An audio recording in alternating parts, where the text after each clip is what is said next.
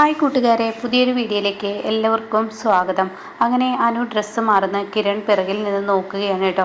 ഇതാണെങ്കിലോ തൃക്കണ്ണൂർ ദേവി ഇത് കാണുന്നുണ്ട്. ആഹാ, ഇവൻ്റെ സ്വഭാവം അത് പുറത്ത് കൊണ്ടുവരണമല്ലോ, അനുവിനെ രക്ഷിക്കണം, അവൻ ആ മൊബൈലില്ലാത്ത പകർത്താൻ പോവുകയാണ്. അങ്ങനെ കിരൺ ആണെങ്കിലോ അനു ഡ്രസ്സ് മാറുന്നത് നോക്കുകയാണ് കേട്ടോ. ഷോളൊക്കെ മാറ്റുമ്പോൾ അനുവിൻ്റെ ആ സകലം മൊത്തത്തിൽ ഇങ്ങനെ നോക്കിക്കൊണ്ടിരിക്കുന്ന സമയത്താണ് അനു തൻ്റെ മുടി ഇങ്ങനെ പരത്തിയിട്ടിരിക്കുന്നത് അതങ്ങ് കെട്ടിവെക്കുന്നത് കേട്ടോ. അതോടുകൂടി അവൻ ആകാംക്ഷയാവാണ്. ഈശ്വര, അടുത്തത്. അപ്പോഴേക്കും മനുവാണെങ്കിൽ വേറൊരു ഡ്രസ്സ് എടുത്ത് തനിക്ക് മാറ്റാൻ വേണ്ടി തൻ്റെ ചുരിദാർ ഇങ്ങനെ പൊക്കി വരുന്ന ആ ഒരു സമയമായിരിക്കും കേട്ടോ.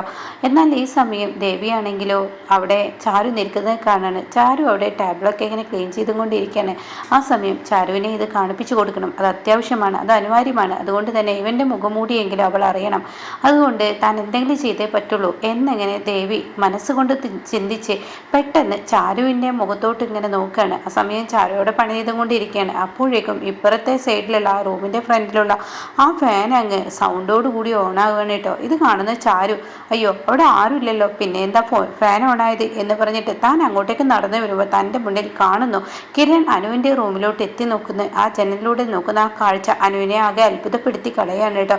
അപ്പോൾ കിരൺ ആണെങ്കിലോ ചാരു വരുന്നത് കാണുന്നതിനോടുകൂടി തൻ്റെ മൊബൈലിൽ ഒരു കോളിൽ സംസാരിക്കുന്നത് പോലെ അങ്ങ് അഭിനയിച്ച് അവിടെ നിന്ന് പെട്ടെന്ന് പോവുകയാണ്. എന്നാൽ ഈ സമയം ചാരു ആണെങ്കിൽ അനുവിൻ്റെ റൂമിലോട്ട് കയറിയിട്ട്, ചാരു അനു നീ എന്താടി ഈ കാണിക്കുന്നത്? എന്താ ഏട്ടത്തി അങ്ങനെ പറഞ്ഞത്? ഡ്രസ്സ് മാറുമ്പോൾ കഥ കിടക്കണ്ടേ, ജനലടക്കണ്ടേ എന്ന് പറയുന്നത് ജനലടച്ചിനി പെട്ടെന്ന് ഡ്രസ്സ് മാറും, എന്നിട്ട് ഞാൻ പറയാം, ഞാൻ പുറത്ത് നിൽക്കാം എന്നും പറഞ്ഞ് ചാരു പുറത്ത് നിൽക്കുകയാണ് കേട്ടോ. ഇതേ സമയം ഇവിടെ എന്താണ് സംഭവിച്ചതെന്ന് അനുവിന് മനസ്സിലായില്ല. എന്താ ഏട്ടത്തി എന്നോട് ചൂടായതെന്നും മനസ്സിലായില്ല. അങ്ങനെ ഈ സമയം ചാരു പുറത്തോട്ട് ഇറങ്ങി വരികയാണ്. എന്നിട്ട് അവൻ അവിടെ ഉണ്ടോ എന്ന് മൊത്തത്തിൽ നോക്കുന്നുണ്ട്. പക്ഷെ ആ സമയം അവിടെ ഇല്ല കേട്ടോ. കിരൺ ഓടി രക്ഷപ്പെട്ടിട്ടുണ്ടാവും. ഇതേ സമയമാണെങ്കിലോ അനു ഡ്രസ്സൊക്കെ മാറിയതിന് ശേഷം ചാരു റൂമിലോട്ട് കടന്നു വരികയാണ്. എന്താ ഏട്ടത്തി, എന്താ ഇങ്ങനെ പെട്ടെന്ന് എന്നോട് ദേഷ്യപ്പെട്ടത്? കാര്യമുണ്ടെന്ന് കൂട്ടിക്കോ. നീ എന്താ ഈ കാണിക്കുന്നത്? എന്താ ഏട്ടത്തി ഞാൻ കാണിച്ചത്? അത് നീ ഈ ഡ്രസ്സ് മാറുമ്പോൾ, നീ മുതിർന്നൊരു പെൺകുട്ടിയല്ലേ, ഈ ഡ്രസ്സ് മാറുമ്പോൾ ഈ ജനലൊക്കെ തുറന്നിടാവോ? അത് പിന്നെ ചേച്ചി നമ്മുടെ വീടല്ല, അതിനെന്താ കുറ്റം? നമ്മുടെ വീടാണെന്ന് കരുതി ഇവിടെ നമ്മുടെ വീട്ടിലുള്ളവർ മാത്രമേ ഉള്ളൂ എന്നാണ് നീ വിചാരിച്ചിരിക്കുന്നത്? അതെന്താ ഏട്ടത്തി അങ്ങനെ ഒരു പറച്ചിൽ? നമ്മുടെ വീട്ടിൽ ഇവിടെ ആരൊക്കെയുള്ളതെന്ന് നിനക്കറിയില്ലേ? ഞാനത് പ്രത്യേകം പറഞ്ഞു തരേണ്ട ആവശ്യമില്ലല്ലോ. അപ്പോൾ അതുകൊണ്ട് തന്നെ നീ ചെയ്തതെന്താ? ഇത് തെറ്റല്ലേ?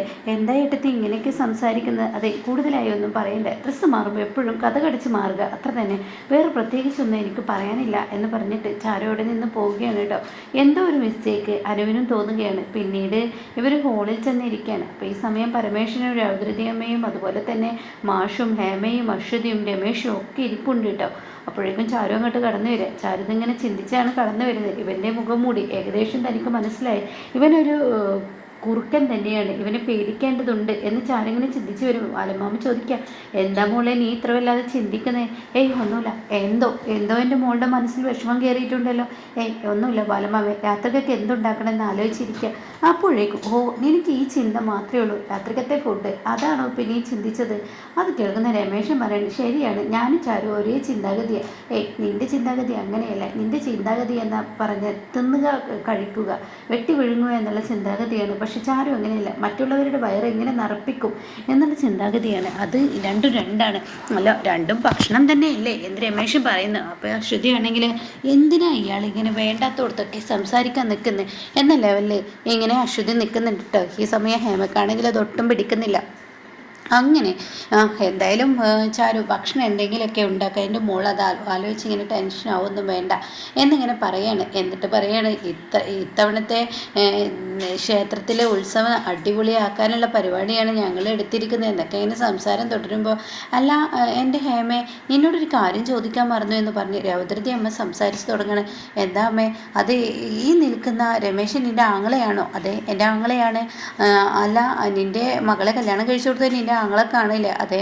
അപ്പോഴേക്കും അശ്വതിയോട് ചോദിക്കുകയാണ്, അശ്വതി നിൻ്റെ കല്യാണം കഴിഞ്ഞിട്ട് എത്ര നാളായി? 10 വർഷം. ഇപ്പോൾ രമേശനാണെങ്കിലോ അതുവരെ ചിരിയും കളിയും ഉണ്ടായിരുന്ന രമേശിൻ്റെ മുഖം മാറി മറിഞ്ഞു വരുന്നു കേട്ടോ. അപ്പോൾ 10 വർഷമല്ലേ ഈ നിൽക്കുന്ന ചാരുവിൻ്റെ? അപ്പോഴേക്കും ചാരു ഒന്നും മിണ്ടുന്നില്ല, ചാരുവിടെ നിൽക്കുകയാണ്. അവരുടെ കല്യാണം ഇപ്പം അടുത്ത് കഴിഞ്ഞതേ ഉള്ളൂ. അപ്പോഴേക്കും ഇവിടെ, അല്ല ബാല, നിൻ്റെ കുടുംബജീവിതത്തിൽ നിനക്ക് മനസ്സമാധാനം എന്നില്ലെന്ന് തോന്നുന്നു. അത് കേൾക്കുന്നതിനോടുകൂടി, എന്താ രൗദ്രതി അമ്മേ ഇങ്ങനെയൊക്കെ സംസാരിക്കുന്നത്? അമ്മ അതെന്താ എങ്ങനെ പറഞ്ഞത്? അല്ല 10 വർഷമായിട്ടും നിന്റെ മകൾക്കൊരു കുഞ്ഞിക്കാലുണ്ടായിട്ടില്ല.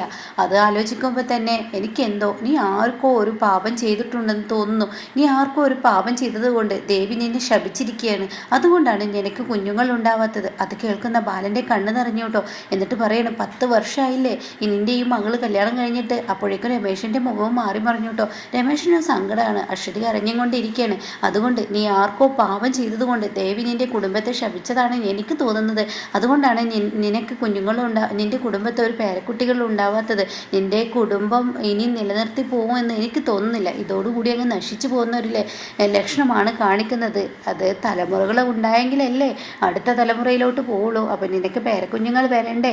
നിന്റെ മൂത്ത മകൾക്കാണെങ്കിലും ഇങ്ങനെ രണ്ടാമത്തെ 2 മക്കൾ കല്യാണം കഴിച്ചു, അവർക്കും കുഞ്ഞുങ്ങളില്ല. അപ്പം ഇതിനർത്ഥം ദേവി നിന്നെ ശപിച്ചിരിക്കുകയാണ്. താൻ എവിടെ ആർക്കോ എന്തോ പാപം ചെയ്തിട്ടുണ്ട്. അത് കേൾക്കുമ്പോൾ മാഷിൻ്റെ കണ്ണുകൾ നിറഞ്ഞിരിക്കുകയാണ് കേട്ടോ. അപ്പോഴേക്കും മാഷിൻ്റെ കണ്ണിൽ നിന്ന് കണ്ണുനീർ തുള്ളികൾ നിറഞ്ഞൊഴുകയാണ്. അശ്വതിക്കാണെങ്കിലേ കരച്ചിൽ വരികയാണ്. ഒരിക്കലും തനിക്ക് കുഞ്ഞുങ്ങൾ ഉണ്ടാവില്ല. എനിക്ക് തോന്നുന്നു ദേവി നിങ്ങൾക്ക് ഒരിക്കലും കുഞ്ഞുങ്ങൾ തരില്ലെന്നാണ്. നിങ്ങൾക്ക് ഈ തലമുറയോടുകൂടി നീ ചെയ്ത പാപത്തിനുള്ള ശിക്ഷ അത് ഇവിടെ വെച്ച് അവസാനിക്കാനുള്ള ആ ഒരു കാര്യമാണെന്ന് എനിക്ക് തോന്നുന്നതൊക്കെ പറഞ്ഞ് രൗദ്രതി അമ്മയുടെ സംസാരം കേൾക്കുമ്പോൾ അവിടെ അങ്ങ് ദേഷ്യം പിടിക്കുകയാണ് ചാരുവിനെ. അപ്പോൾ ചാരു പറയണേ എന്തിനാ ദേവിയെ കൂട്ടുപിടിക്കുന്നത്? ഓരോരുത്തർക്കും ഓരോ തരത്തിലായിരിക്കും. പിന്നെ എൻ്റെ ബാലമാമയെ അങ്ങനെ ദേവി ശപിക്കത്തൊന്നുമില്ല. ബാലമാമ ഇത്രയും വർഷങ്ങളായി മുടങ്ങിക്കിടക്കുന്ന ഈ അമ്പലത്തിലെ ഇപ്പോൾ ഈ ഒരു ഉത്സവം നടത്താനുള്ള ആ ഒരു ഇത് നേടിയെടുത്തില്ലേ. മാത്രമല്ല ഞങ്ങൾക്ക് കുഞ്ഞുങ്ങളുണ്ടാവാത്ത അതുകൊണ്ടാണെന്നിപ്പോൾ രൗദ്രതയമ്മയോട് ആരാ പറഞ്ഞത്? ആരും പറഞ്ഞിട്ടില്ലല്ലോ. ദേവി ഓരോരുത്തർക്കും അല്ല മോളെ, അത് ഒരു കുഞ്ഞിക്കാല് കാണാൻ ഒരു തൊട്ടിൽ കെട്ടാനുള്ള ഭാഗ്യമൊന്നും നിൻ്റെ ബാലമാമക്കും നിൻ്റെ ഈ ആൻറ്റിക്കും ഇല്ലല്ലോ. അത് കേട്ട ഉടനെ ഇല്ലെന്ന് രൗദ്രതയമ്മയോട് ആരെങ്കിലും പറഞ്ഞോ? 10 വർഷം 40 വർഷം 30 വർഷങ്ങൾക്കൊക്കെ ശേഷം എല്ലാവർക്കും കുഞ്ഞുങ്ങളുണ്ടായിട്ടില്ലേ? കല്യാണം കഴിഞ്ഞ ഉടൻ തന്നെ ഗർഭിണിയാവണമെന്ന് നിർബന്ധമുണ്ടോ? അങ്ങനെയൊന്നും ഇല്ലല്ലോ. ഓരോ സമയത്ത് ഓരോരുത്തർക്കും ഓരോ സമയത്ത് കുഞ്ഞുങ്ങളുണ്ടാവും. അതൊക്കെ ദൈവത്തിൻ്റെതാണ്, അല്ലാതെ അവിടെ ശപിച്ചതുകൊണ്ടോ അല്ല മോളെ. ഈ വീട്ടിലെ 3 പേർക്കും ഇല്ലല്ലോ. ഞങ്ങളുടെ വിവാഹം കഴിഞ്ഞിട്ട് ഇപ്പം അധികം നാളൊന്നും ആയിട്ടില്ല. അപ്പോഴേക്കും കുഞ്ഞുങ്ങളുണ്ടാവണം നിർബന്ധം ഉണ്ടോ? അശ്വതി ചേച്ചിക്ക് സമയമായിട്ടുണ്ടാവില്ല. ദേവിയുടെ ആ ഒരു അനുഗ്രഹം കിട്ടുമ്പോൾ അശ്വതി ചേച്ചിക്ക് കുഞ്ഞുങ്ങളുണ്ടാവും. അതൊക്കെ ഇപ്പം ഇത്ര ബാലമാമയെ വേദനിപ്പിക്കാനായിട്ട് പറയണോ? പിന്നെ ഈ നാട്ടിലും നാട്ടുകാർക്കും വേണ്ടപ്പെട്ടവർക്കും ദേവിക്കും എല്ലാവർക്കും എൻ്റെ ബാലമാമയെ ഇഷ്ടമാണ്. എൻ്റെ ബാലമാമ അറിഞ്ഞും കൊണ്ട് ആർക്കും ഒരു ഉപദ്രവം ചെയ്തിട്ടില്ല. സത്യത്തിൻ്റെ വഴിയിലൂടെ നടന്നിട്ടുള്ളൂ. സത്യമല്ലാത്തത് എന്ത് കണ്ടാലും അതിനെ എതിർക്കും. അതൊരു തെറ്റായിട്ട് തോന്നുന്നില്ല. അപ്പോൾ ദേവി പ്രത്യേകം ബാലമാമയുടെ കൂടെ ഉണ്ടാവും കേട്ടോ. അതിന് ഇത്ര വലിയ കുറ്റം പറയണ്ട. അയ്യോ ഞാനൊന്നും പറഞ്ഞില്ലേ. എൻ്റെ ചാരു നീ ഇത്ര ദേഷ്യപ്പെടുന്നത് എന്തിനാ ഉദ്രജമ്മ പറയാൻ കേട്ടോ. ബാലമാമയെ പറഞ്ഞപ്പോഴേക്കും നിനക്ക് പിടിച്ചില്ലല്ലേ?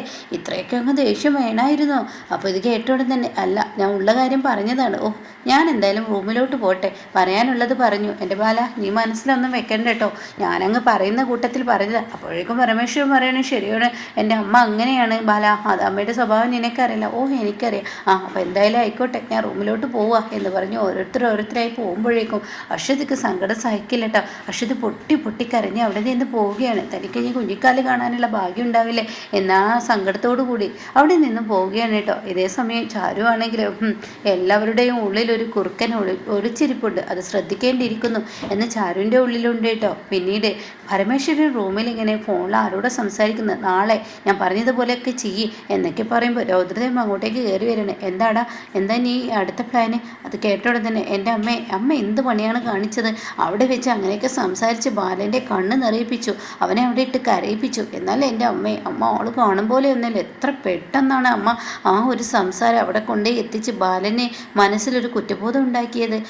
എനിക്ക് ചെയ്യേണ്ടത് ചെയ്തല്ലേ പറ്റുള്ളൂ. അതൊക്കെ അവിടെ നിൽക്കട്ടെ. നീ ഇപ്പോൾ ഫോണിൽ ആരോടാണ് സംസാരിച്ചത്? അത് കേട്ടോടെ തന്നെ നാളെ ക്ഷേത്രത്തിലോട്ട് പോവുകയാണല്ലോ. അപ്പോൾ എനിക്കൊരു ലക്ഷ്യമുണ്ട്.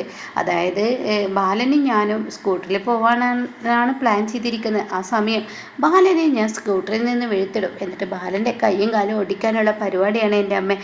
അവനെ ആ ഉത്സവം നടത്താൻ കഴിയരുത്. എൻ്റെ മോനെ, നീ എനിക്ക് ജനിച്ച മകൻ തന്നെയെന്ന് നീ തെളിച്ചുകൊണ്ടിരിക്കുകയാണ്. അപ്പം എൻ്റെ മോന് വാശിയും വൈരാഗ്യമൊക്കെ കൂടുതൽ വരുന്നുണ്ട് ഇല്ലേ?